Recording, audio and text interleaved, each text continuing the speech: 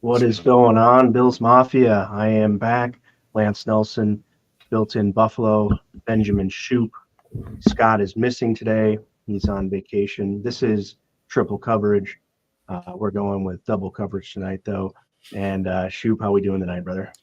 Doing pretty good. It's been a little weird the past 2 weeks. Obviously, last week you happened to have to miss, and this week Scott's got to miss. So, we just started with triple coverage, obviously, but there will be obviously shows like this every once in a while. We got other things going on here and there, but next week should be back with all three of us. But I'm doing well on this Friday night and 3-day weekend coming up, so I'm a little bit excited for that. A little bit of chance to relax and just enjoy the holiday.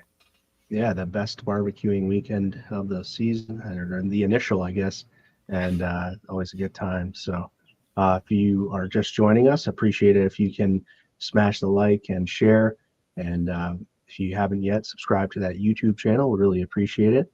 I think we got a pretty good show tonight lined up, talking about OTAs and just in general.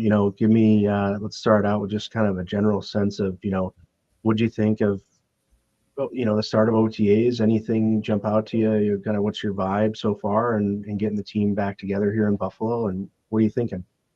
Yeah, I will say I'm somebody that doesn't necessarily look at OTAs too hard, but it's still fun to at least see what the players are thinking, what the coaches are thinking, just kind of getting the atmosphere around the building this year, because this is the first time where you see majority of the team.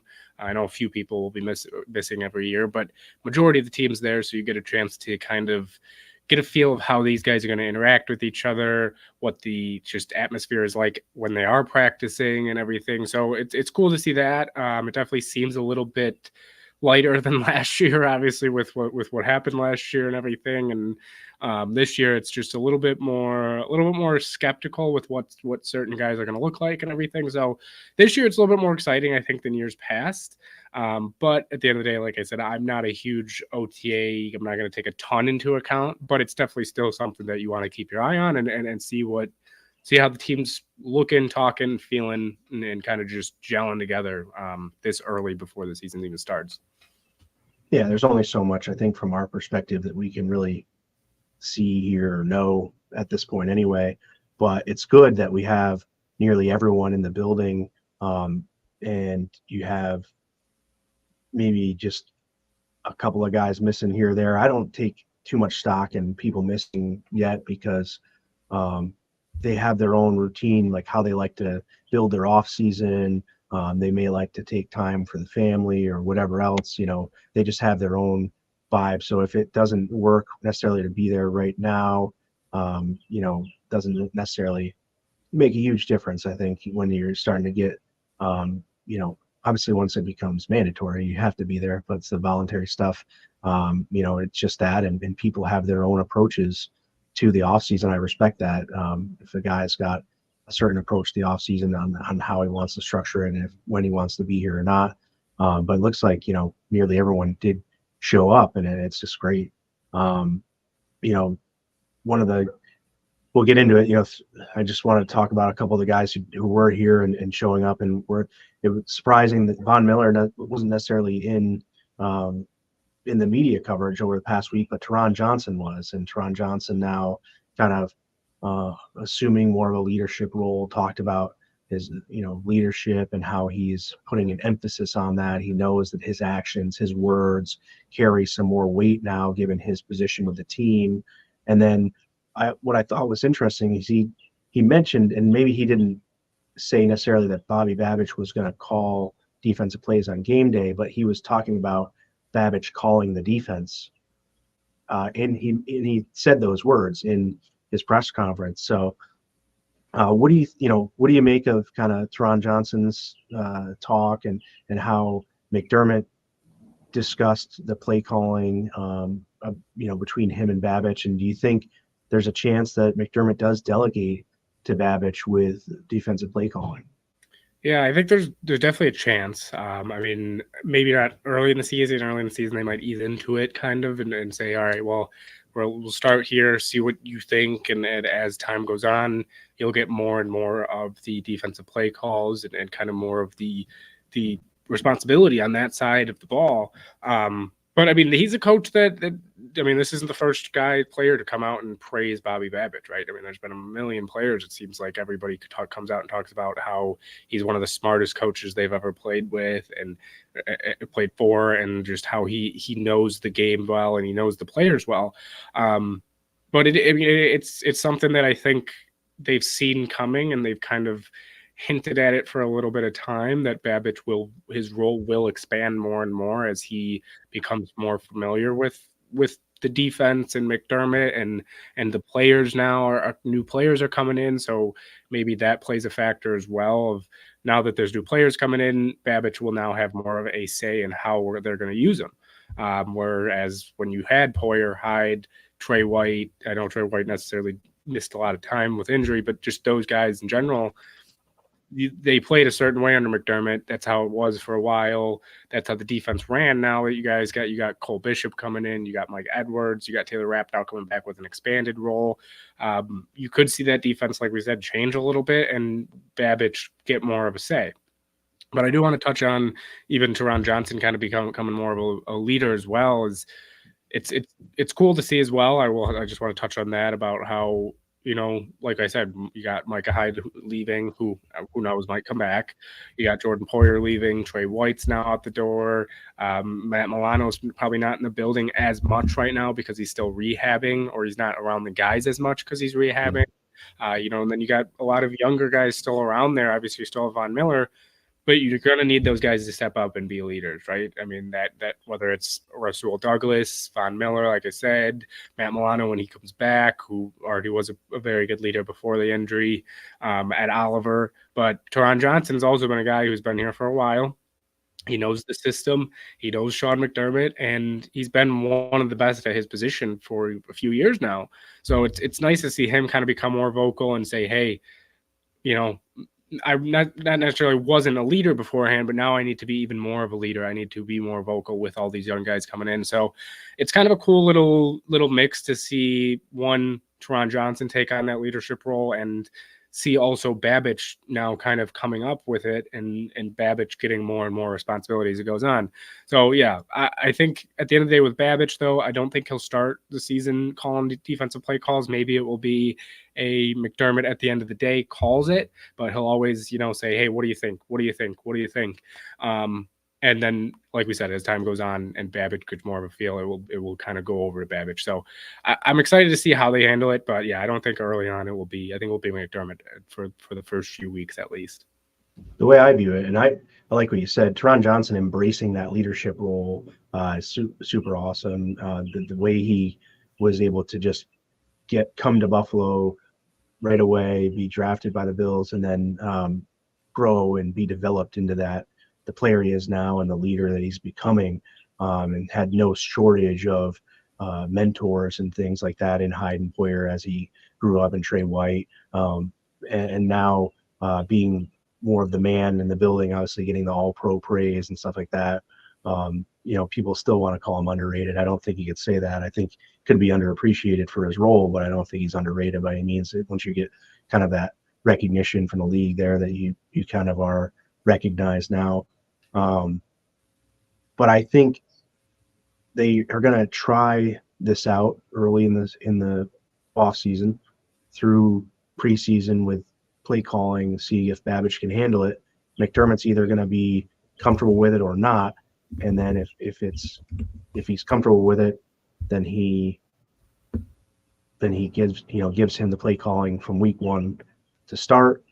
I'm not necessarily saying I see that happening. I kind of don't, but I think it's like if McDermott's not comfortable to give Babich the thing week one, then I think you have to wait basically probably until the bye week to make that change to where, okay, now I think through the first 12 weeks you've had it, you know, firsthand. I think he's seen it, you know, all throughout last season as well, but you know, now you've had a closer hand in it.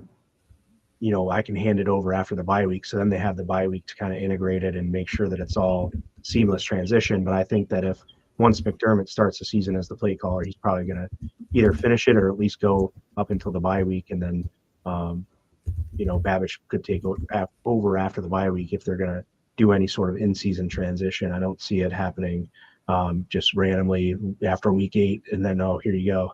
I feel like that would be kind of silly, but yeah, I think I don't know, something tells me there's a chance that McDermott might want to focus on more of the head coaching duties, and he might, if Babich shows him something in the preseason, might be able to let that go and have him start the season. But only time will tell. I think that's going to be an intriguing offseason story, as it was last year, I guess. Yeah, that actually is a really good point, though. I didn't think about it. Just is it going to be the preseason? Is it going to be all 3 games? Babich, you're calling it. This is your trial run, right? Let's see how you do here. With even maybe the second, third strings, see how you do with them against other second, third strings. So yeah, that actually will be something I'm going to be curious. I'm hoping maybe that once it gets closer to the preseason games, that a reporter will ask Sean McDermott about that and say, "Hey, is this a trial run?" He said, "Check back with me during the middle of camp as well." Kind of. So he said, "Hold on to that, put it in your pocket, and then check back with me as we get through, camp a little bit, and then as we get to rolling in towards the preseason games." He said, "Then you can ask me, and I'll have a better answer." Because I think they're still developing their plan and what they want to do. They're probably still, just getting back themselves and kind of getting familiar with each other's. Babich is still getting familiar with his role, his new role, and really trying to probably understand how much he can load onto his plate as well, and where he's comfortable as well. So you're not just gonna you're gonna ease him into that and make sure you're setting him up for success.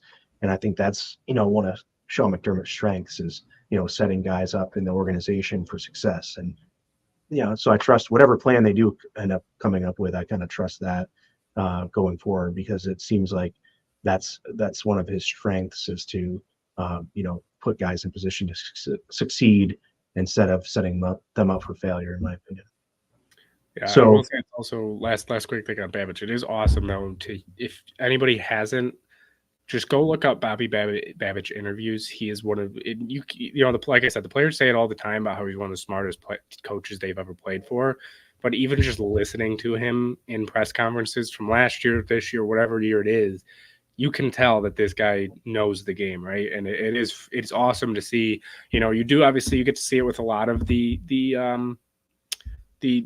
coaches here that they show how smart they are, but Babich just for some reason puts it into a different perspective. I think for non NFL level football thinkers, that it kind of gives you a little bit of a different perspective. So if anybody hasn't, I do suggest going listening to watching Bobby Babich's interviews, because he is.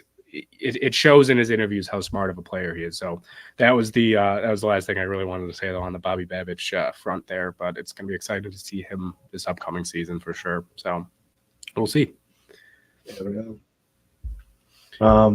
The next thing I wanted to talk about, and staying with the defense, I think here is, we talked about people being in the building, Von Miller in attendance at voluntary camp. How much do you think that helps? And do you think it makes an impact at this early point in the season? I know we have, especially with Solomon coming in on the edge, and we have a plethora of young talent across the defensive line. To me, I think having Von Miller there is an extremely huge benefit to these guys and to this organization as a whole. But how do you see Von Miller's attendance here at OTAs early on? Yeah, I think it's honestly more important for guys that you mentioned, of Javon Solomon, of even Greg Rousseau, AJ Epinesa, guys that maybe even have been here, to see Von Miller, who is a Super Bowl MVP, Pro Bowler, All Pro, first ballot Hall of Famer most likely. I mean, I would assume so at least. To see a guy that's now in his mid to late 30s, right, towards the end of his career, they're saying, well, this guy's still coming to voluntary workouts, like that I think can rub on some players and say, hey, this is the NFL now. Like, you can't just skip every year because you want to, right? And unless you have a plan outside, like you said, some players do have plans outside of it. But to see Von Miller coming in, I think as a young guy would be awesome. it's for Javon Solomon, a guy like him, I'll just use him as an example. It's awesome to see a guy like him come in and Von Miller come in and say, hey, I want to help you out. I want to be here for this team. As much as I've done, I still have to come here. I still want to come here and be a part of this. So I think it's awesome. I think it makes more of an impact off the field than it maybe does on the field, mindset wise, for a lot of these players. Just because, I mean, they'll spend so much time together throughout the next few months and year in general, that football wise, they will be able to learn from him and pick his brain in that aspect. So I think when it comes to voluntary minicamp, I think it plays more of a factor off the field and how these guys operate and how these guys really tone their craft and work on their craft, not just this year, but for years to upcoming. So I think it's awesome. Obviously, he's been a guy that has kind of had an up and down Bills career so far, with injuries, with off the field stuff, with, having that good start to before the injury. This past year was kind of lackluster coming back. So I think it's awesome to see him there. I think I'm expecting a little bit better season this year from him, especially now that he's going to have a full season without the brace, a full season of recovery.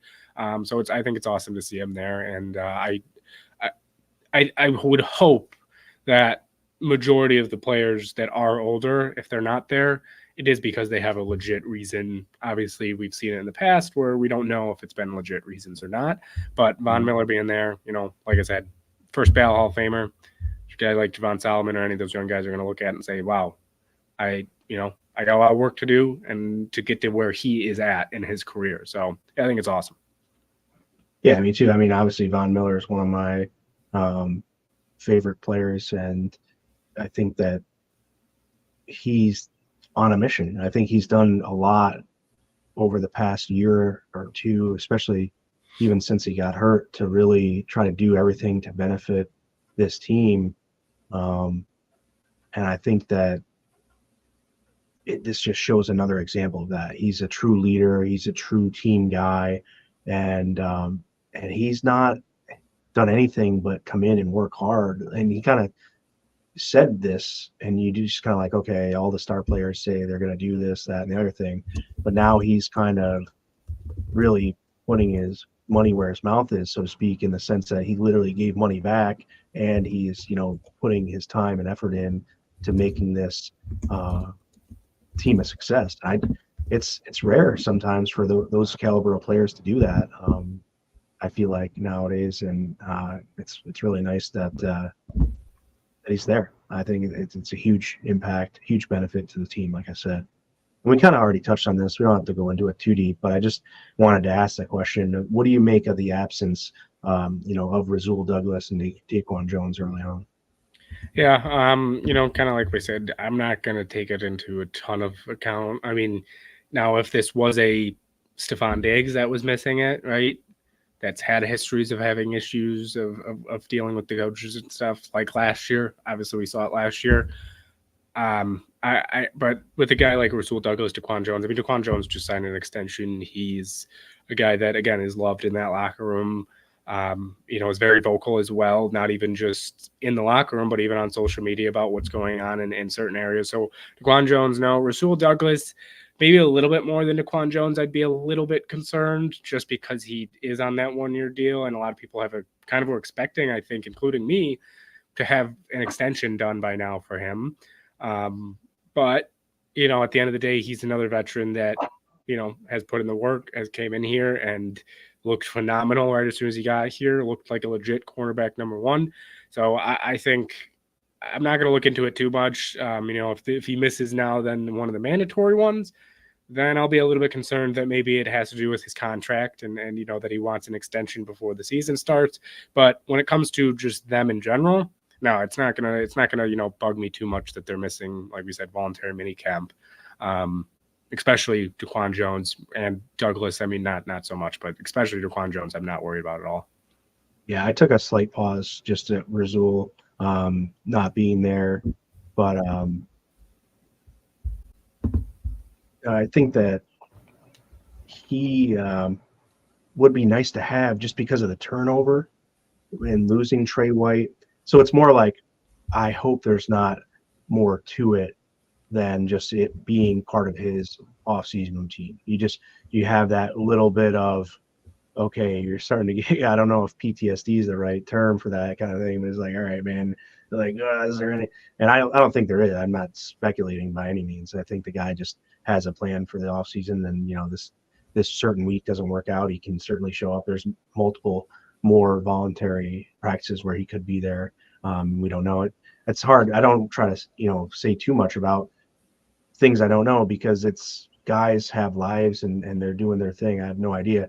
It's for me, I just hope, the kind of that he really, that there's nothing strained or stressed in the background that we don't know about. And you mentioned the contract thing. So there's just a little bit of like, all right, they're working towards it. We have not heard anything other than great positivity. And, I think Rasul was great came in last year, was really great. So it's just a more hopeful, because we really like him and we really want him to be a part of this team now long term. Just for the little bit we had experience with him last year, it's just, man, this guy's really good. Hopefully, we can re-sign him and keep him around. So that's where it comes from. There's no nothing, So negative. I got a question, a follow-up question for you then on Rasul specifically.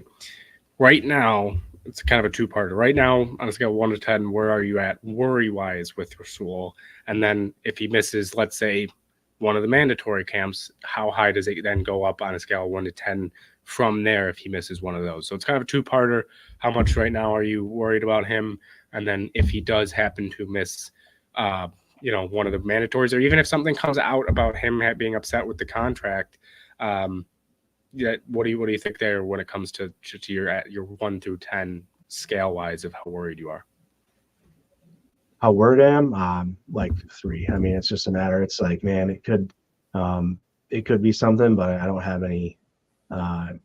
There's a little nervousness of like, okay, it happened, with others, but different guys, different situations. He has been nothing but great since he came in. I don't expect there to be a big issue. I'm just going to give the benefit of the doubt until, I guess, till we know exactly what the situation is. If he misses then one of the mandatory ones, where does it go? Does it stay at 3, or does it go up just a little, or does it really then skyrocket? Yeah, if he's missing mandatory stuff, then I guess, kind of goes up, like I said, just because of the talent that he has, really, and how much he could help this squad. Like, it was undeniable what he showed us on the field, and so you want that. So you want that for the Bills. You want that talent to be on the field, and anything preventing that is just worrisome, in my opinion. Yeah. What about you? Yeah, I think right now I'm at 1, 2, kind of like 3, like in that range as well. And then if he misses it, I'm not gonna be at a 10. That would be more like Stephon Diggs missing one. I was at a 10 then, but with Rasul, I'd probably be more in that 7, 8-ish range out of 10. If he came out and spoke about it, then we'll see. We'll go from there. But yeah, I don't think he'll miss it. Like we kind of said, I don't think he'll miss any mandatory stuff. He doesn't seem like that type of player. Even though he has been having some weird tweets recently. But again, when I'm not going to look too much into cryptic tweets, but it's been a little funny with him on Twitter recently, past few months. But yeah, I think he'll be fine. I think he'll be there, and there'll be no issues with Rasul. So right now I'm at like a 2. Yeah, and not worried about Daquan at all. I think he's been more than adequate for everything. And this, if he's resting or getting more relaxation in, putting him in a better spot for the upcoming season. That's how I take it. And it could be the same for Douglas. I want to give him that benefit of the doubt too. Just a matter of, Jones is under contract. Douglas is on his last year of the deal. We're wondering, how that factors in. May not factor in at all. Just possibility. So with that, I think, it's time to pause. We'll give Benjamin Shoop here his 1-minute segment, and then we'll come back and get into kind of maybe a question or two, and then the offensive OTAs. So here you go. Yeah. So this week, I'm actually talking about a little bit of an interesting topic, I think, here with this one. And it's something that, I was trying to think about this week. What are we going to talk about? OTAs. Well, we're going to be talking about that earlier. And last week, what did we talk about? And it's kind of in that dead zone, right? So this one, I got a little bit of an interesting one, right? And it's something that we all hope will never happen, something that we hope we don't have to worry about. But we saw it last year with one of the Bills' rivals. We saw it with the Jets and saw it happen. So, Mitchell Trubisky came back again. Now he's the backup quarterback again. They signed him on a 2-year deal. He's been a guy who's been able to lead a team to the playoffs before, not once but twice in Chicago. And obviously it didn't exactly pan out throughout his whole Chicago career, but he had a solid couple of years there. So he did lead a team to the playoffs with Chicago. So my question to you then is, if Josh Allen were to go down in the first quarter of week 1, kind of like Aaron Rodgers did last year, how many wins do you think Mitchell Trubisky can lead this Bills team to? I know it's not something we want to think about. I understand that, but it is something that could happen. I just was a little bit curious about what you guys think. So let me know in the comments. I'm going to again put this back up on my Twitter as well, so you can go leave your comment there.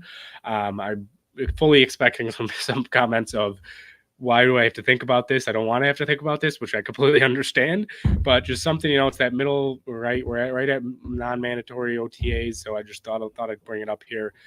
How many wins do you think? I would personally say around 8. That would be around the average where I would think. I still don't think this team would be 4, 3, 5 wins.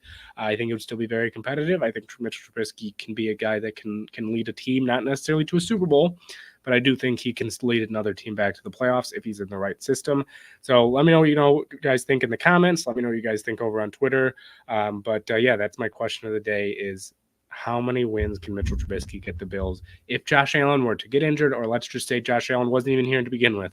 How many wins could Mitchell Trubisky get the Bills? So that's going to be my question for today.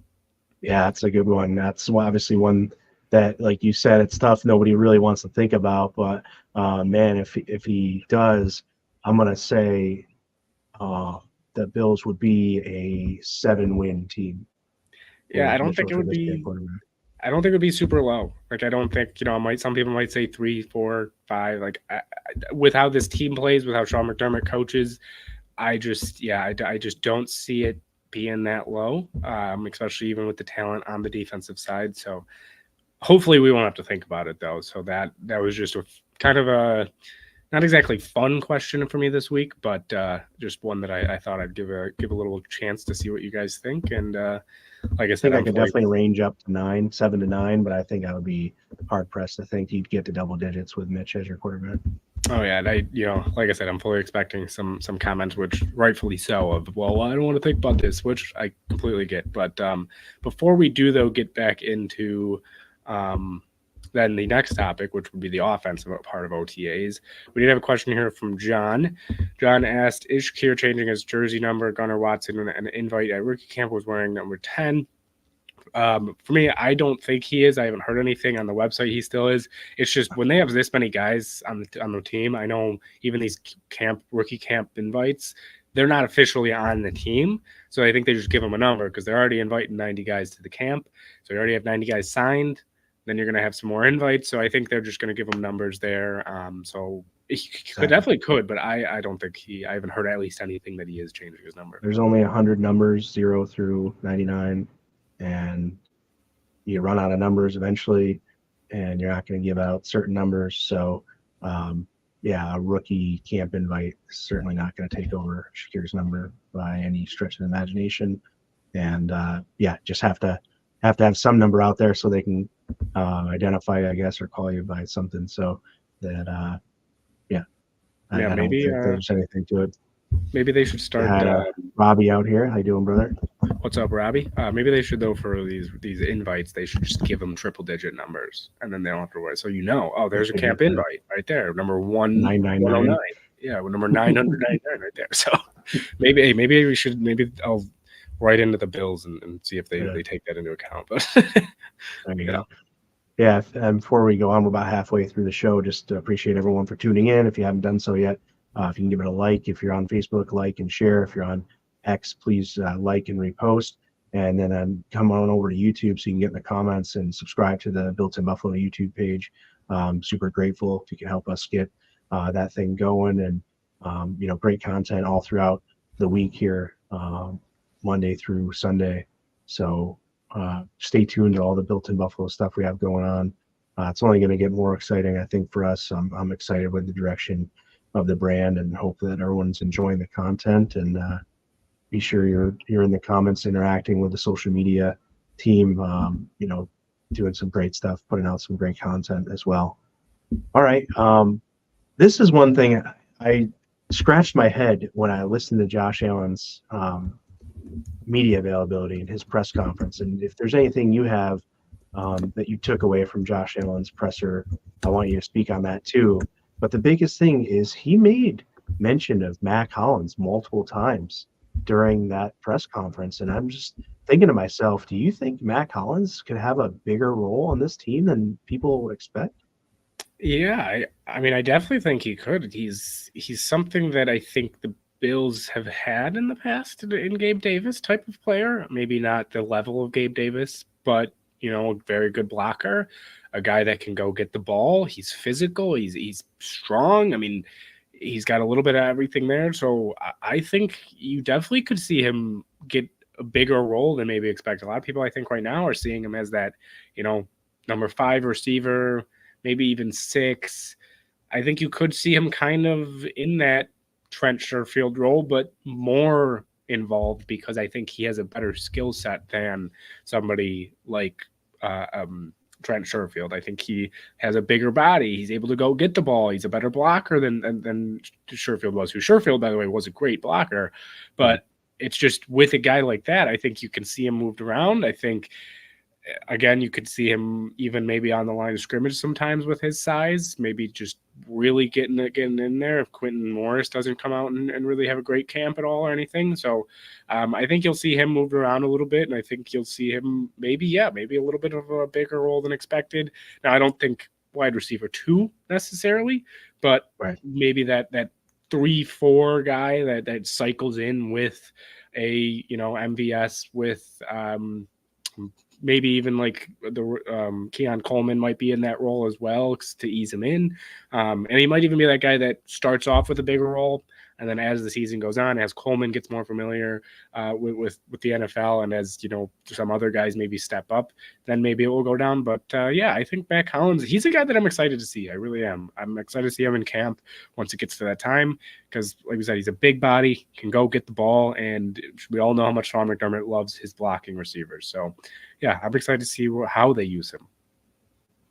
Yeah, exactly. I think that he has the potential. I mean, when they first signed him, I didn't really think much of it. I just think that now you kind of have to, it's overreacting maybe, but it's like, I don't know, if QB1's kind of singing those praises this early on, you kind of have to give it a little more attention. I guess I'm just going to pay attention a little bit more to Matt Collins than maybe I thought I was going to. I thought it was like, okay, you're bringing him in.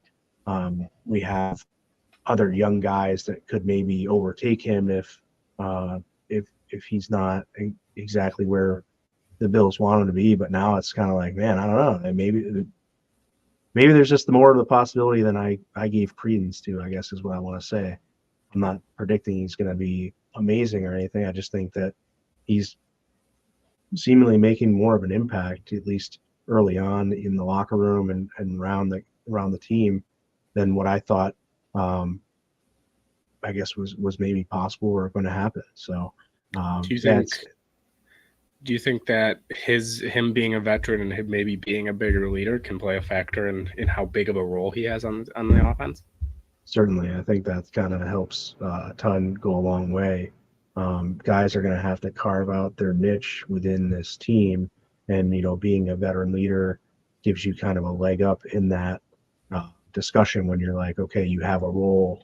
And because there's been guys that have not had a huge playing role on this, but like still are kept around. I think guys like Tyler Matakevich, had that, like, where he was listed as a linebacker, did nothing but special teams, but he was just such a good leader of guys out there that they just had a hard time separating from him. Even now, he's not with the team right now. We don't know, like, still waiting to hear, like, okay, they're going to bring him back or something, and wondering about that. And then speaking of special teams, I guess Chase Claypool had a lot to say about special teams, and I don't know if that's just, he realizes like a big part of his ability to make a roster now is going to have to be doing whatever he can doing the dirty work. And he spoke a lot about a role on special teams. I mean, do you think he has a bigger chance of making this roster if he's really going to commit to the special teams role than maybe if he was just trying to make it as a clear wide receiver without embracing special teams as a role? Yeah, I think the past year and a half for him has been a humbling experience, right? I mean, we saw him on some podcasts saying he's a top 3 receiver in the league. He knows that he is. And then it hasn't exactly gone his way the past little bit. And, I've been very vocal about not exactly loving Chase Claypool, at least what he's done off the field. And on the field, it hasn't been much last year, right? It wasn't, the Chicago Bears traded a 2nd-round pick for him. And, man, do they probably regret it right now. So I think he's a little bit more humbled right now. And I think when it comes to special teams, he will have to commit a little bit more until he can solidify his role in this offense and say, hey, I can be that number 2 or that, number 3 guy that's relied upon. I'll do what it takes right now to at least make the roster. So I think he's been a little bit more humbled than anything. I think you're seeing it. I think you're seeing him grow as a person, which is good for him as well. I mean, we talk about it as fans. We love to see these players mature, but for some of these guys, it's needed in order for them to have successful careers or longer careers. So I think for Chase Claypool, it's been a little bit of a tough year for him. And now he's just trying to put his best foot forward and really just be the best that he can in whatever way that is. And, I think even Chase Claypool talked a little bit about how coming in, the culture here is very good. And he feels very happy to be and very lucky to be in a building like this right now. And, I think that can play a factor as well as a guy coming in and seeing this and saying, well, this is how I used to think. This is how I used to operate in the NFL. But now looking at how a successful team in the Bills who've produced many successful players and guys that have gotten second contracts, maybe even elsewhere, not even just in Buffalo, big contracts. I need to buy into this system and buy into how they operate if I want to, whether it's with the Bills or not, get another contract after the one I currently have. So it's awesome to see him kind of grow, especially for somebody who, again, has been very vocal about not exactly loving the Claypool signing, more for the aspect of just him and his skill set rather than maybe the amount of money he was given. But it's awesome to see. And maybe that is the key to him making the team is special teams. Yeah. I think it probably tells you enough about what he came in, had a mindset coming in because of signing him to begin with. So because they signed him, he must have at least said the right things, and they been convinced the coaches that he was going to come in with that mindset where he's going to work for and earn everything that he gets. But I think the talent, the ability to be more than just, a special teamer, he has that, that thing where you're like, man, if he gets it, he could really do something special. He has that factor about him where he has the potential to really make a large impact on the offense, but like you said, hasn't necessarily come to fruition for him where he's been, and it's been tough. So I think maybe starting back at the more towards the bottom, let's say, and working his way up is going to be good for him, and maybe kind of resurrects his career. So I'm excited to see it. I mean, I'm going to root for these guys. Obviously, when the Bills sign you, I said this even when Keon Coleman being drafted and him not necessarily being my favorite receiver in the class. Like, now that you're here, like I'm going to root for you as hard as I can, because like, why wouldn't I? You're like, I'm here to see the Bills succeed, and not rooting for a guy because of his past isn't going to help the Bills in any way, shape, or form. So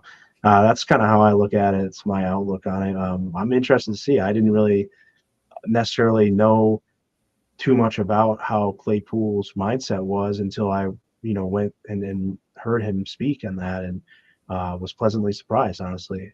You heard Sean McDermott also talk a little bit about, and not necessarily speak for him, but speak about that to the press in his press conference earlier in the day before Claypool had spoke as well. So it was kind of nice to hear him kind of echoing what the coach had mentioned. So staying with receivers here for a minute is just I thought it was a little bit odd. MVS kind of went out of his way to just say, hey, like Josh Allen's just a normal dude. And I just want to like, so there was like a thing about, the strength of Allen's passes as well. And Keon Coleman got in on that, echoing that it was just kind of a normal pass. And he loved the ball placement, but like, what do you make of that? I guess just kind of these guys coming out like, okay, well, yeah, he's a normal dude and he's not necessarily, they're not making it bigger than it needs to be, I guess, with even maybe more surprising with the rookie than MVS, because MVS has played with Rodgers and Mahomes. So you can kind of expect that MVS is not going to be sort of starstruck or anything. Obviously, you wouldn't expect that with guys in the NFL, but just a matter of like, why don't we? I thought personally that, Allen had more heat on his ball than maybe some other guys, and they kind of were like, it's just like it's a normal good quarterbacking throw. Yeah, I mean, I think when it comes to that aspect, especially with a guy like MVS who maybe has played with bigger quarterbacks in his career, and big arm quarterbacks, maybe for him it's not as big of a thing when it comes to Allen's arm. I guess Coleman's a little bit more surprising to kind of hear him say that, more because, like you said, because he's just a rookie.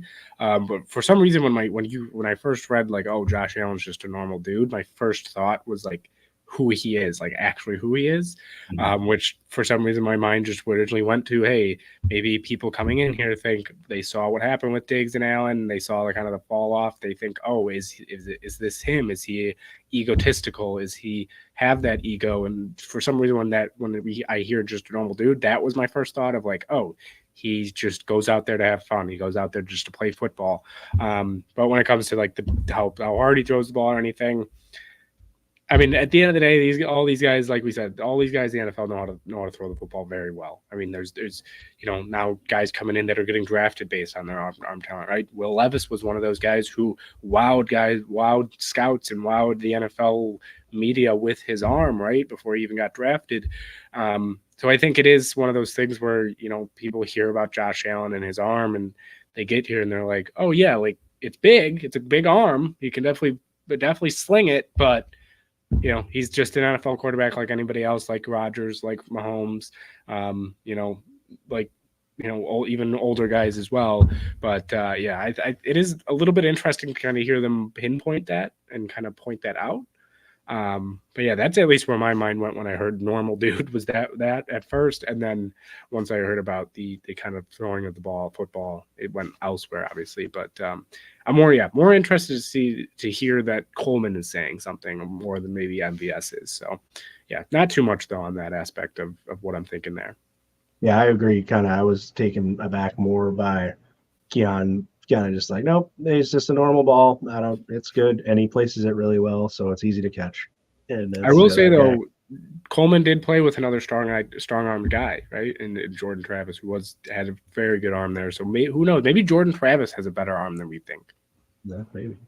I don't know how it stacks up to Josh Allen, but yeah, the normal dude type of stuff. I think that we've kind of seen that a lot. We see that Allen's just down to earth. He is a great leader of this team, and that's one of the cool things about him. He's not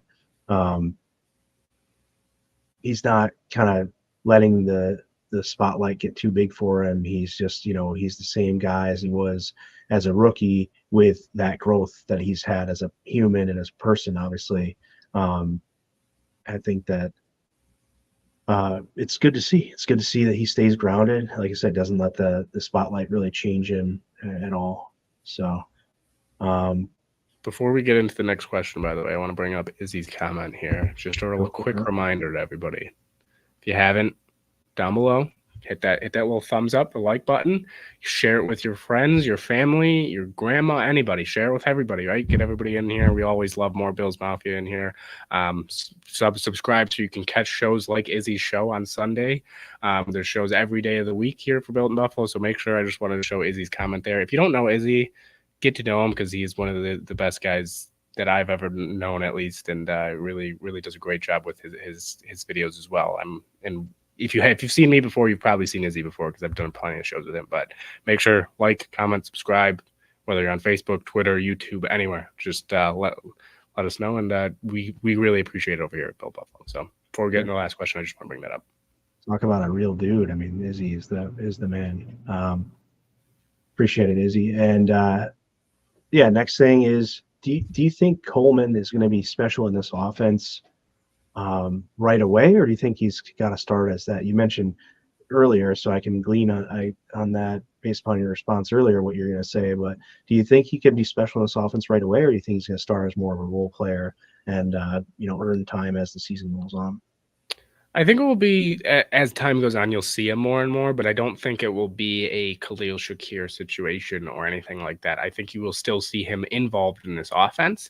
I just don't think he'll be force-fed the ball. I don't think he'll be that number one, that number two right away. I think he'll be that number three that kind of, cycles in there with everybody in different ways, different packages where they like to see him best, because there's still, as much as he's getting to know the NFL on this offense and this team, and as much as the Bills already knew what type of player he was, they're still learning more about him. But I do think the one thing that will set him apart from maybe other receivers is that he's already acknowledged, and even Brandon Beane's talked about it. You've seen it on videos by the Bills social media team. I believe it was maybe the Pat McAfee show that he was talking about it. But Brandon Beane was talking about how when they were interviewing him, they had to be like, "Hey, Keon, you got to go." And he's still trying to talk about, well, this is what this guy's supposed to do on the field. This is what the tight end's supposed to do. If this guy does this, this is what I'm going to do. So he wants to know what every position has to do, how each play works for each person. So I do think he'll have a sizable role in this offense early on, but I don't think it will be that number one, number two type receiver type target, just because I think we'll also see Khalil Shakir step up.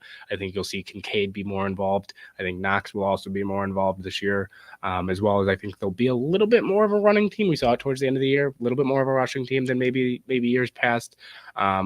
Not necessarily a rushing team in general, but just a little bit more with James Cook and now Ray Davis back there and Ty Johnson. So I don't think you'll see him, getting 90 targets this year. I don't think you'll see him getting even 80, maybe around 60, 50, maybe even less than that. But my guess would be around 50 maybe on the year.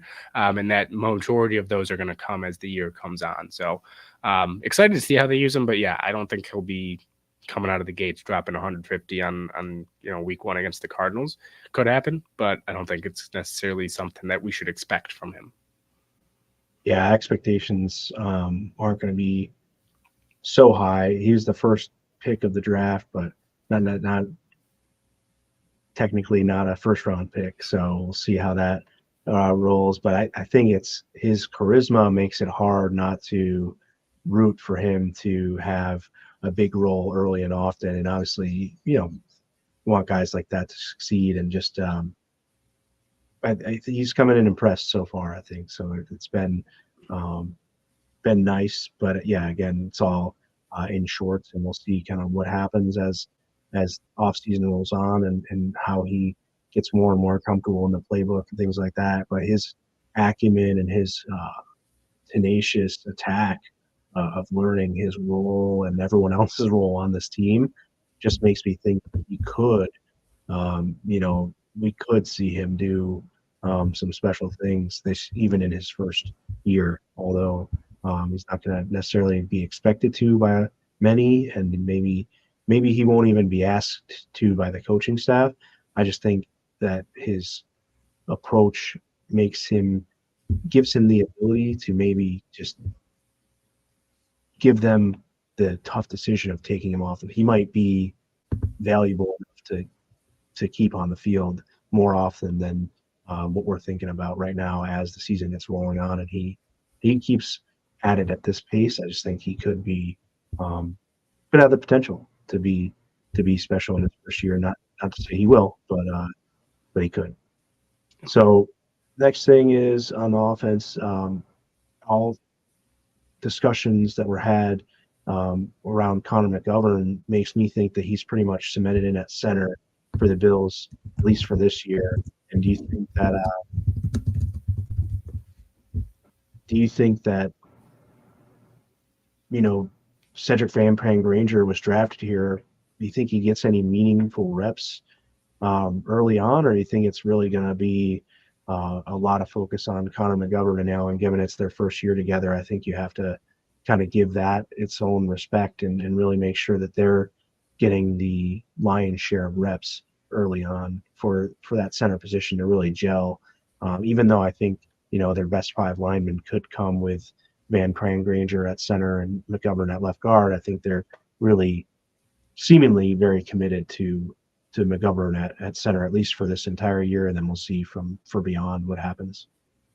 Yeah, I think as much as I loved the Van Granger pick, I just don't see, unless somebody goes down, I don't see him taking over a starting role, to be honest, just because I think especially when you see linemen come up right from the college to the NFL, it can be a little bit of a learning curve, especially for a guy who came from an offense who didn't necessarily have to be the best in overall, like individually, because they did have such an overall great group. I mean, we know about his leadership, we know about how he can stay healthy, and we know that he is a very good player in college. But again, the NFL is a completely different animal when it comes to offensive line. You're going up against the best of the best now, and instead of having a guy from Akron on Akron, whatever their team name is, that from Akron, and lined up against you, you have now guys like Ed Oliver across from you. You have Quinn Williams twice a year, right? You have guys that are very, very good at their position and elite defensive linemen. I don't necessarily see him getting a starting spot this year unless, again, somebody goes down with injury.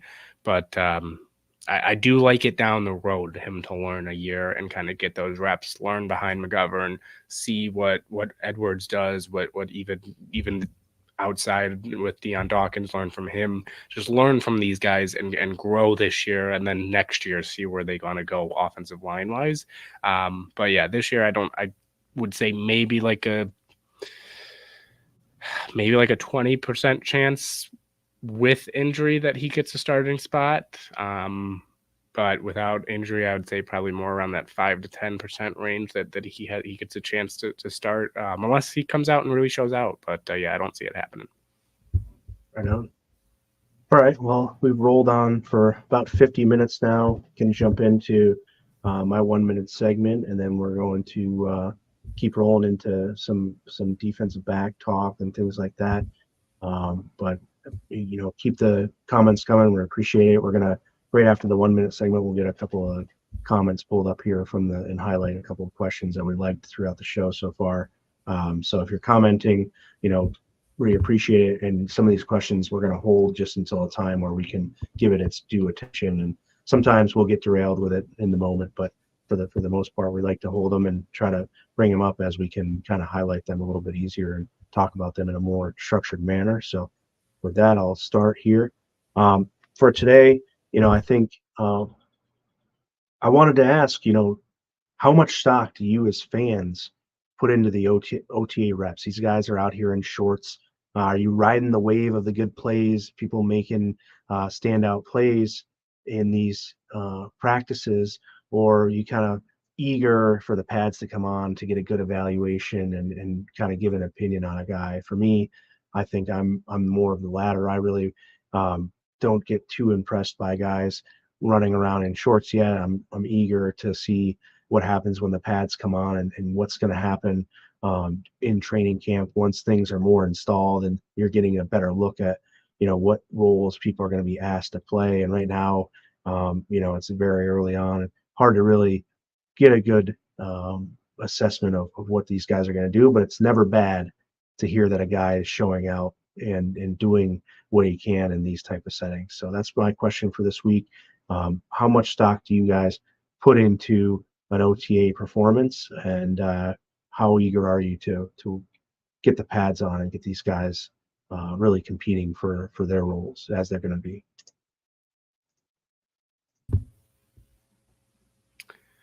Yeah, like I said, not a big person when it comes to even leaning into even training camp. I'm not exactly the biggest fan of leaning into that. Obviously, the teams know more. But I've kind of been open about OTAs, mini camps, rookie mini camp. I'll take a look. I'll see what's going on. But at the end of the day, it's going to come down to the games when they're playing against the foes of whatever team it is, whether it's Dolphins, Jets, Bears, Bengals, whoever. So, yeah, I'm just gonna ride the good plays as well. I'll like you said, I'll enjoy the highlights of camps, but yeah, not gonna put too much money on anything when it comes to how these players will perform. Right on. All right, now we're going to get a question or two from the audience here, and if you guys have opinions on that, definitely send them in the comments. We'd love to have that highlighted here. First question in this segment is Marianne. June 1st, $10 million from Trey White. What do you think they'll do with it? And take a guess. What do you got then? Honestly, if this is kind of what I want them to do, is I kind of want them to hold on to it. If you need it down the road, right? If something happens, if a player goes down, if something's not working and you need to make a trade and you need that money, unless you're going to sign a couple smaller guys to easy deals that if you need to, you can cut them. But I wouldn't be a fan. I would be a fan. Sorry, excuse me, not wouldn't. I would be a fan of holding on to that money unless you can come in and go out and get a guy that will come in and be an immediate impact guy. But I'm not sure if there's many players out there right now. Maybe, we'll talk about it in a little bit, but maybe at the DB room, if you need to add another body, or even defensive lines never hurts, but I think they've made some good moves there on the defensive line. So I'm not necessarily a huge fan of going out and spending it right away. I would say wait, and if you need to, use it on a guy like a Leonard Floyd type of deal late in the off season. So that's where I'm at. I'm hold on to it for now, and then let's see what goes on from there. Yeah, I like that approach. I think the Bills have positioned themselves now with the roster being pretty full. I think we're at 90 or they're close. So, and then B, what's available to us. I don't have anyone that's like, wow, I gotta have that guy. Maybe, and we'll talk about this in a minute. You mentioned kind of the DB room, and there's an addition there that I might like that could be used for it, and I wouldn't be opposed to it. But I think that the smarter approach is to wait. If someone becomes available because a team's having a down year and they want to give up a guy that you can go get to help you in a stretch run, maybe your wide receiver that's a true number one kind of guy that's going to take some pressure off of the other guys on offense. Maybe as the season gets rolling and teams potentially underperform, you'll have a guy come available and you can at that point use that towards acquiring that talent. John Robert with a question: do you think any UDFA has potential to make the 53? Yeah, I really liked the signing of Frank Gore Jr., but it's really more of maybe a sentimental hope, I will say, than necessarily thinking that he's really great. I think he can be good, but I think his intrigue is more like, okay, like let's see how much can he be like his father, and how much of not even that necessarily, but how much can he make an impact on this roster. Yeah, he was a guy that I was going to say as well is definitely looking at the running back room. If Ty Johnson comes in and isn't necessarily having the greatest start, or again, it never hurts to have running backs because injuries can happen. He could be another guy that if we're looking defensively, I would say Rondale Bothroyd out of Oklahoma. He, at one point in the year had the second highest pass rush grade behind Chop Robinson in college. So, he's another guy that I'm not necessarily thinking that he will, but he's a guy, 6'4", 277. Can really get after quarterbacks. And then the only other guy that I'm really rooting for, but I just don't see it happening, I mentioned him a couple times on the show, is Mike Edwards, the offensive tackle from Campbell, but he's really on the outside looking in right now with, one, the depth that the Bills already have on the offensive line, and two, just coming from a smaller school. It's going to be tough for him to make the 53. So I could maybe see him, though, as all three of those guys be into practice squad if they can show a little something, but with a team like the Bills, it's going to be tough for really anybody to make the roster from the UDFAs. Maybe one of the receivers shows out and they give them a chance, but yeah, I mean, I don't see really anybody making it. I would say everybody is under that 50% mark of chances of making it, but there's a couple guys I like. So yeah, I like a lot of guys for the practice squad. I don't know that anyone necessarily can really crack the 53. Just to mention a name again, Joe Andreessen, a linebacker, played at UB. He's from Lancaster, where I live now, and just really cool story. But again, we did also draft Eddie Yolafosho, so kind of like that guy, that draft pick's going to get the shot probably over UDFA kind of thing. So it's really tough for me to see where is there any sort of there's not a ton of gaps on this team for UDFAs. There's gaps like if you want to insert a top end player at a position, you may be able to do that, but there's not a lot of gap. Like there's a lot of just depth kind of guys and stuff like that. So it's hard for me to say that any UDFA is going to be able to crack the 53. It's just a tough roster to make. I think it's like Ben said, it's a really good roster, and it's good to Brandon Bean to put together such a group of talented players. So. Yeah. But I do believe we were going to then now get into our last little topics here, right? With the last week we did offensive line. I know you weren't here, but me and Scott did go over offensive line, which that's again more Scott's expertise. I'm not the biggest offensive line guy. And then the week before that, I believe we did do defensive line the week before that. So we're just kind of going through each position group, and now we're on to this week. We settled on defensive backs. So we got the secondary coming up here. And the first question, we talked about it with the first two groups as well. So I'll throw it out to you here. And we kind of already did hit on it a little bit with one of the questions from the audience there of what Bills are going to get more money right after June 1st in a few days. What do you think they could do there? We already answered that question, but do you think with looking at the DB depth, safety, and corner, do you think there's room to improve? And do you think they should kind of go out and go get somebody else when it's in that group? I mean, there's a couple of good names there that I can always read off as well, but there's a couple of good names out there that could potentially be looked at for that 10 million. So what do you think there? Do you think it's worth it to bring anybody in? If his name's Justin Simmons, then let's go. Bring that guy in, and I'm all for it. Outside of that, I don't know if Yannick Ngakoue. Sure, if they did that, I wouldn't be mad, but it doesn't necessarily move the needle for me. So then there's, I'm not sure exactly what other guys really move the needle for me. I got some names here for you that I guess I can just say, you can say yay or nay on. If you want to elaborate, you can. Just looking at the secondary market here, Jamal Adams, I'll throw out there. Right? He's a free agent. I'm a hard nay on that one. Yeah, from a talent perspective, I want to be like, maybe like that would be cool, but yeah, I'm not. As an overall, I don't know. I wouldn't. I'd say nay. All right, and then what about Eddie Jackson? A little bit older, another veteran guy. Yeah. Safety? I don't know. Not saying he's probably really good, and I'm maybe undervaluing him just because I haven't seen him. He's been in the NFC. I just haven't watched a ton of them, And so for me, I'm not necessarily like gotta have this guy. If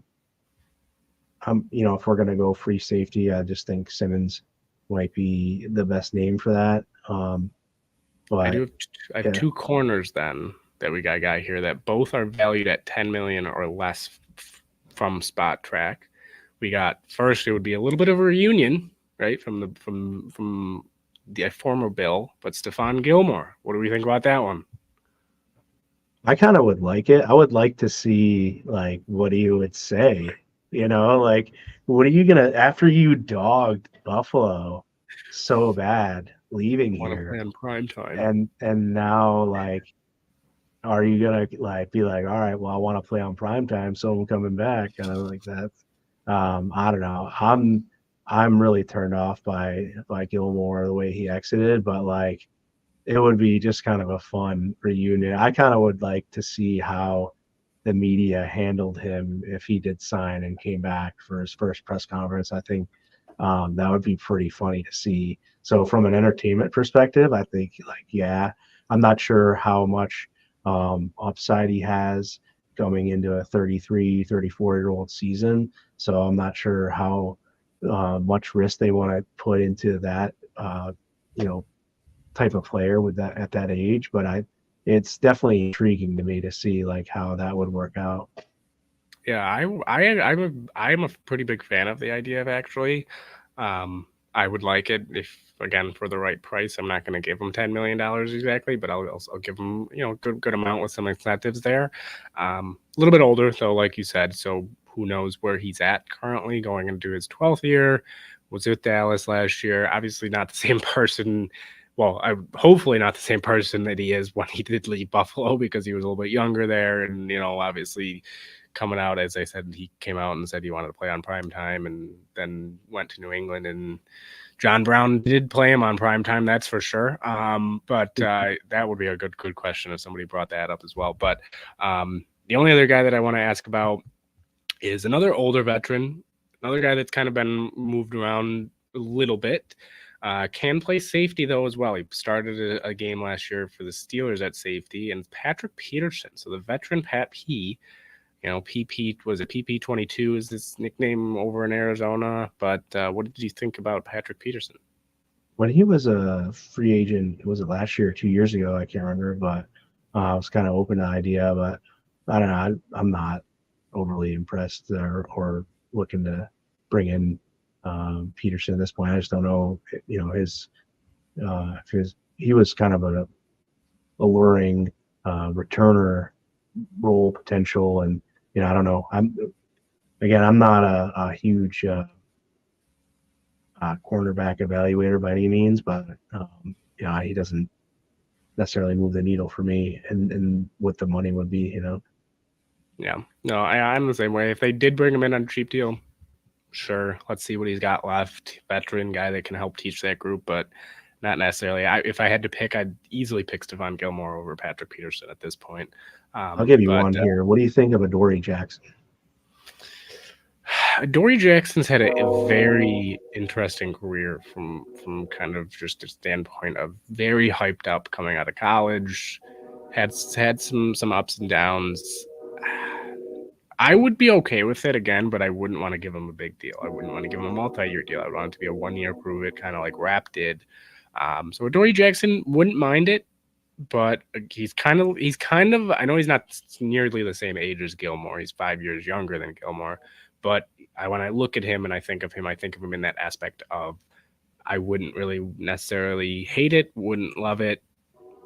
Maybe Gilmore I'm even leaning towards would like it, where Adoree Jackson I'd be kind of somewhere in the middle of it's with up to 40 grams of protein.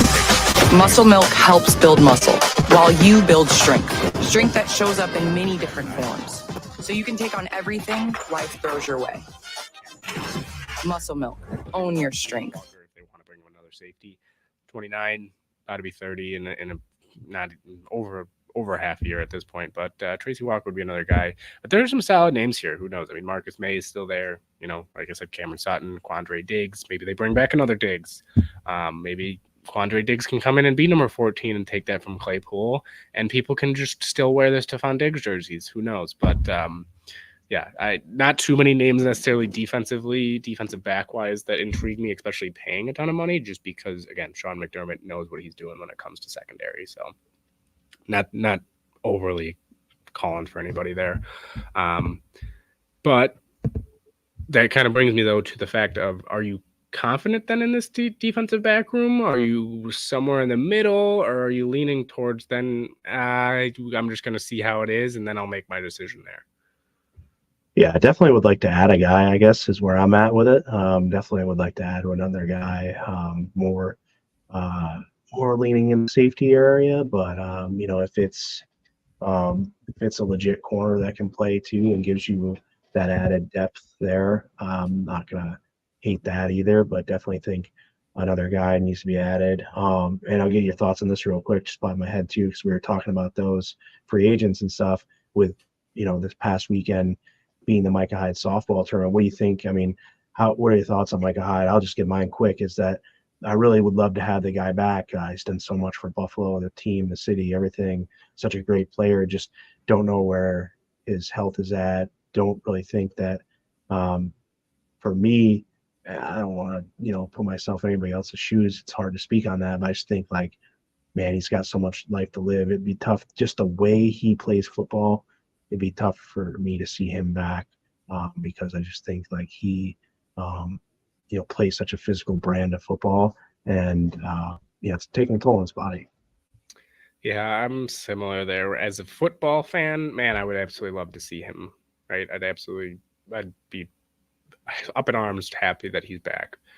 As a human, like you said, man, I want him to retire for him and his family's sake, because we've seen his neck injuries. He's had a long career. He's played a lot of football, played a lot of downs. Unless he comes back and is kind of that, few snaps a game, if somebody goes down for a little bit, can put him in there and kind of just be a rotational guy. But I don't think I'd even want to see him necessarily as a starting safety for the Bills, because I think he did kind of take that dip last year. Not a huge one, but I think he still took a sizable dip to say, hey, I'm not necessarily looking for you to be an every down safety.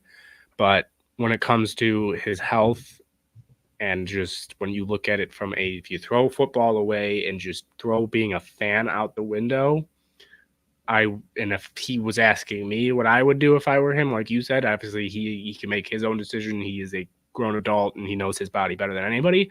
But if you asked me and said, hey, if you were Micah Hyde, what are you doing? I'm retiring. I'm going off into the sunset saying I had a great career. I had some great teams, maybe didn't win it all, but man, I had some great teams and I was on some great teams. And if I want to come back to football, I can come back and coach. I know that the Bills would definitely love to have him maybe as a, part of that secondary coaching staff. So yeah, I'm not going to be somebody saying I want him. But yeah, I wouldn't mind it if he comes back, but for himself, I think he should retire. But I don't know, did you have anything else on Micah Hyde before we go on to the next question there?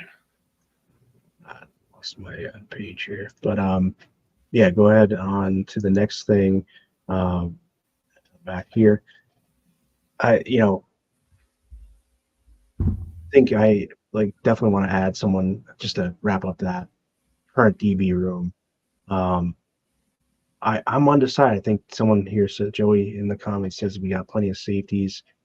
Maybe, but do we have plenty of safeties I want to see on the field? I don't know. I know we have a trio now in Rapp, Bishop, and Mike Edwards. Mike Edwards already has, an injury, so it's a little bit concerning there. And safety is pretty important. I would feel more comfortable playing Kaiir Elam than I would playing DeMar Hamlin, let's say. So, hey, there's Cam Lewis though as well, which built Buffalo joke that we have with us is that Dave. We all know Dave loves Cam Lewis, but yeah, no, Cam Lewis is there as well. But yeah, if they did go depth wise, when I'm looking at the current DB room, I really wish that they would go corner if they do over safety, just because I'm more concerned with the corner depth. So yeah, although I'm not necessarily, I don't think they need to add somebody. I would like them to. I'm kind of with you on that. I would like them to add another body in that room, whether it is corner, safety, maybe it is Patrick Peterson because he can play a little bit of both. But I would rather if they do add somebody, add a corner, just because again, we've seen corners go down. And I would really love to be a little bit more confident in this room. Let's say Benford or Rasul Douglas does go down. So when it comes to the current state of the DB room, I would like them to add somebody, but if they don't, I'll be fine with it. It is what it is. And then there is a question here from Joey, actually, kind of talking about Rapp. He just asked, why does everybody crap on Rapp? He has Super Bowl under his belt. Not Taylor Rapp. I was just saying. Yeah. My quick answer to this one will be, yeah, he did win a Super Bowl, but then the year after he had a very, very down year. He's been a little bit streaky, especially in the coverage game as a safety. I don't necessarily hate him. I think people are just a little skeptical on him still because you see him kind of come into the system and play a little bit better, but still have his own moments. So for me, I don't know if it's necessarily if they're just completely, as you said, crapping on Taylor Rapp, but I think it's more just they're not as confident when you do look at, the past in the safety room with Jordan Poyer and Micah Hyde. You didn't have to worry about it. And now it's like, well, can Taylor Rapp step up and take over that role that we need him to be and be that starting safety that he wants to be and the Bills want him to be. So that's kind of where I see it of why people are still skeptical of him, because he did have a very down year his last year in the Rams, and he actually did get benched. If some people remember over in LA, he did get benched because it was not good for him there in his last year in LA. But again, Sean McDermott knows what he's doing when it comes to the secondary. Yeah, and if you're talking about, whether or not safety is a concern, I think we kind of jumped onto this, and when we go through it, is the one thing I'll say as to why, and I said this on the Founders Pod, I believe, a couple of weeks ago, when we were talking about the secondary, and we were talking about Cole Bishop being drafted. The safeties for me aren't a huge concern. I said if you can get the best free agent safety out there and Justin Simmons, then bring him in. Otherwise, I don't know if we need to bring one in, because again, like if you're going to have, okay, this guy's undeniably going to be our starter and has that reputation, then fine. But McDermott and Babich are really, really good at coaching up safeties. And given that we have some of the best coaches and developers of players and people at the position, I'm not concerned. The talent is enough there to be developed and to be schemed by McDermott and Babich such that they're not a liability. So I don't have a problem with our safety room right now. I'm not concerned. That concern is more because we have great coaches that scheme our safeties into position than necessarily saying that we have great safeties right now. Yeah, I'm kind of with you on that. I don't think it's not a concern, mostly because of that aspect of the coaching, because we've seen players come in, even guys like Cam Lewis, and I know some people forget, before the injury, DeMar Hamlin was starting to come on really as a safety there. Obviously, the setback from having the injury can obviously play a huge factor, but these guys get the best out of their secondary. They do. And so for me, when it comes to safety, I like I said, I'm not super concerned with the safety room. You have technically two champions there, and Mike Edwards and Taylor Rapp, as Joey mentioned with Taylor Rapp. But we already have two, and then you bring in a rookie with Cole Bishop, who can be a leader. But I'm not super concerned when it comes to safety position. I will be if the first few weeks it's a little rough out there, but even then, I think that Sean McDermott can make a switch and get that defense rolling, especially there in the safety room. So, not too big of concern for me. But one thing I am seeing people talk about a lot recently, and this is actually the last question we have for the DBs, is about Christian Benford coming in now. Now it's, I believe, his third season, if I'm not mistaken. So this is kind of that year where players mostly solidify themselves and say, nope, I'm here to stay, or those first 2 years were kind of a fluke and I'm going to kind of take a dip now. When you look at Christian Benford, do you look at him and say, yes, this is a legit number two, maybe even a guy that can become a number one? Do you look at him with confidence when he is on the field? Yeah, I'm 100% confident in him being the number two cornerback on this team. I don't know necessarily if I'm talking about number one cornerback. I'm not there with him yet, but from what I've seen, he is definitely more than capable of coming up and being CB2. Love him there. He's a great fit, plays his role very well. So, for me, I'm 100% on board with Christian Benford in the starting lineup week to week.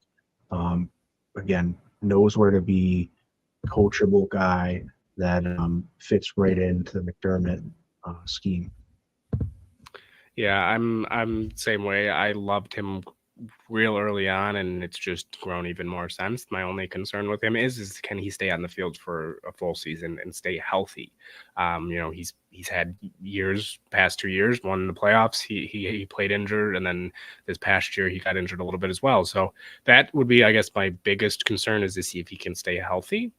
But when he is on the football field, man, I mean, we've seen him catch up with Tyreek Hill and stay with Tyreek Hill. We've seen him go up against some of the best receivers in the league and hold his ground a little bit. Now, like I said, he's not going to be the best corner in the game, but I think he can be that guy that if Rasul Douglas is only here for 2-3 years, or even just this year, I would be pretty confident that Benford can take that next step to be at least a low-tier cornerback one.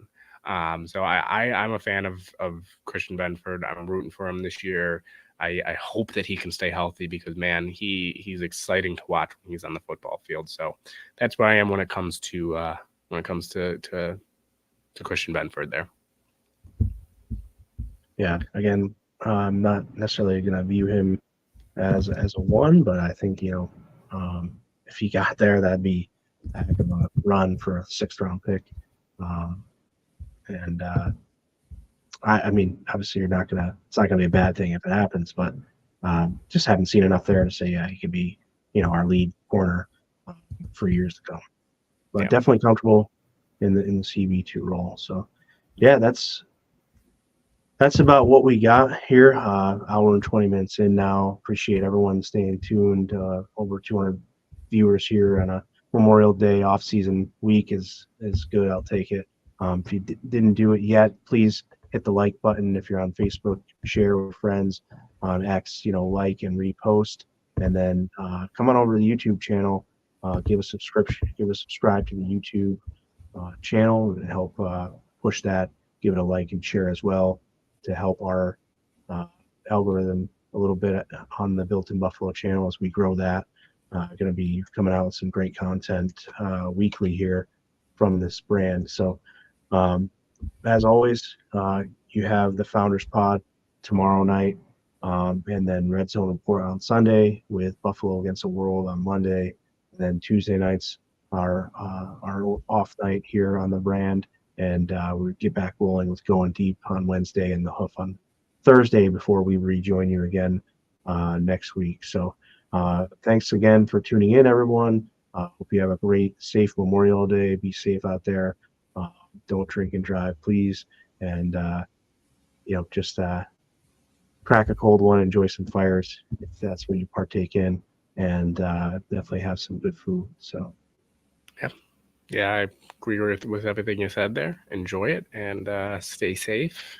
And if you even think it might be a bad idea, stay away from it. All right. But let's have a good weekend. I want to see everybody back here next Friday as well. So just stay safe. And as always, I'm seeing some of the comments from Joey and John down there. As always, go Bills. Go Bills, baby.